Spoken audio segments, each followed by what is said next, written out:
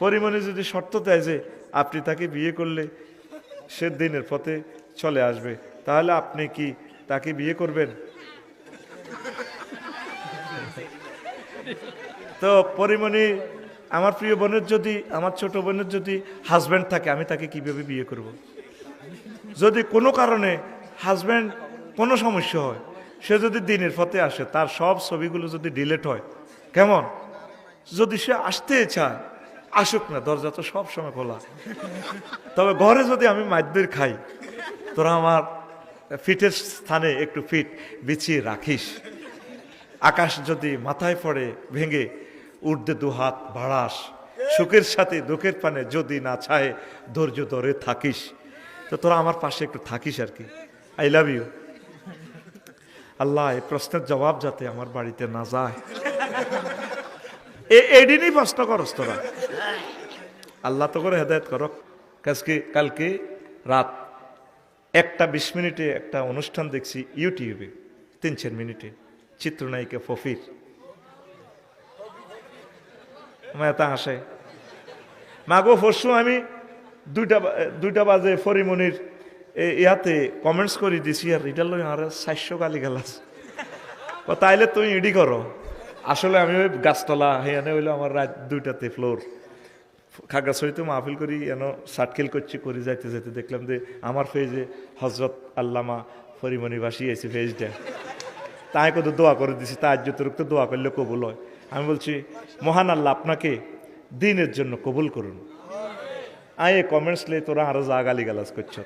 কাইল আয় হায় হুইতাম গেছি হবে বাঙ্গরটা মাহফিল টাফিল করে 2টার কাছাকাছি। ওমা ফেসবুক শরীফে চলিয়েছে আবার ফফি।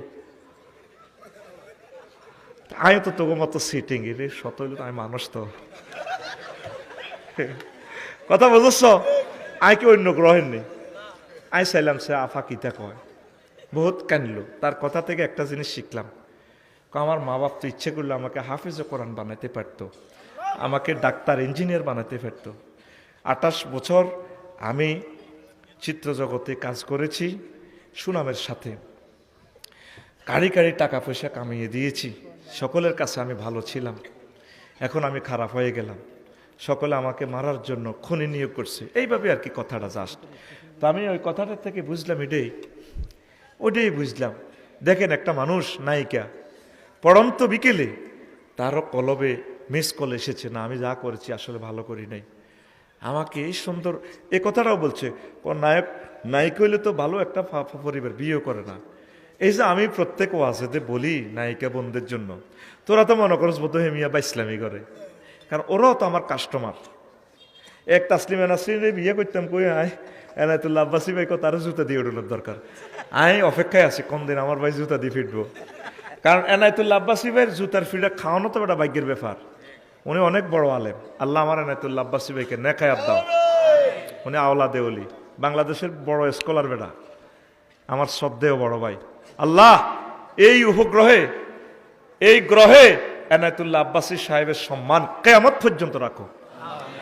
দারুণ মানুষ বেটা। আঙ্গ সব ডিরে মৌলবী কয়, কথায় হাসা বক্তা যেডি আছি সব আমরা মৌলবী। বক্তার জন্য যে এলেমের দরকার, এই এলেমটা আল্লাহ দিছে এনায়তুল্লাহ আব্বাসী সাহেবের। আল্লাহর কসম, আমি একটু বাড়াইও বলি না, কমাই বলি না, আমি আর ফাটিও করি না, তবে তার এলেমের কারণে আমি তারা ভালোবাসি। পারফেক্ট এলেম। আমরা তো আসি বাইরের লই, ক্যামেরা লইলে গাড়টি লই আঁড়ে, উনি মোবাইলও চালা না, এটি লই আঁড়েও না। তো ওই ভুল আর ইনফরমেশন কারণে মারি দিছে, ও কাট করি এন শুনে দিছে, উনি লইছেন সে। সমস্যা ওই জায়গায়, সমস্যা ওনার না, যারা ভুল ইনফরমেশন দিছে।